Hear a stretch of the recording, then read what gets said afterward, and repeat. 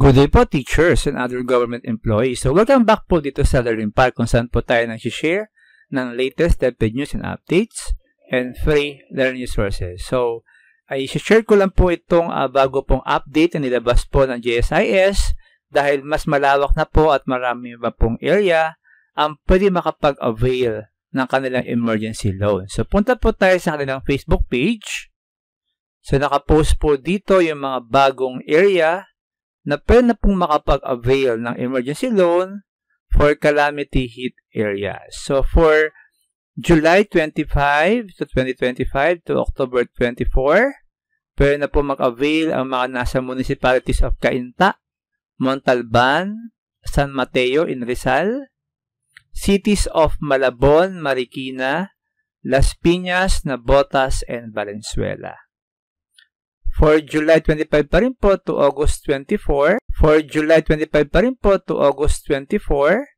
makakapag-avail din po ng emergency loan ang mga tiga municipalities of Agoncillo in Batangas, Balagtas in Bulacan, Malasiki in Pangasinan, Rojas in Palawan, provinces of Bataan and Pampanga, and the city of Dagupan, Pangasinan. And then, next po sa ating list, July 24 to October 23 ang availment dates ng Province of Cavite, City of Manila, and Quezon City.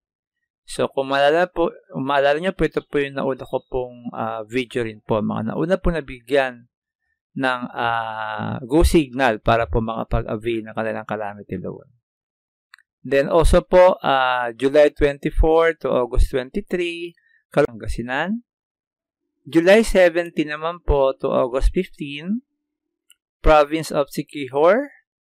June 27 to July 26 is Province of Maguindanao del Sur and Municipality of Bansalan, Davao del Sur. So marami po nagtatanong kung meron pa raw pong idadagdag ng mga list sa ating list sa mga provinces. So, sabi po dito sa kanilang post na if your area is not on the list, kindly follow this page for regular updates. GSIS will be announcing more emergency loan covered areas here. So, wait lang po tayo, teachers, and para rin po updated tayo, please subscribe po and hit the notification bell para po pag may mga latest news and updates po regarding additional areas na meron na pong emergency loan, ay kayo po ay ma-notify. So, don't forget po to subscribe. Po muna and maraming salamat.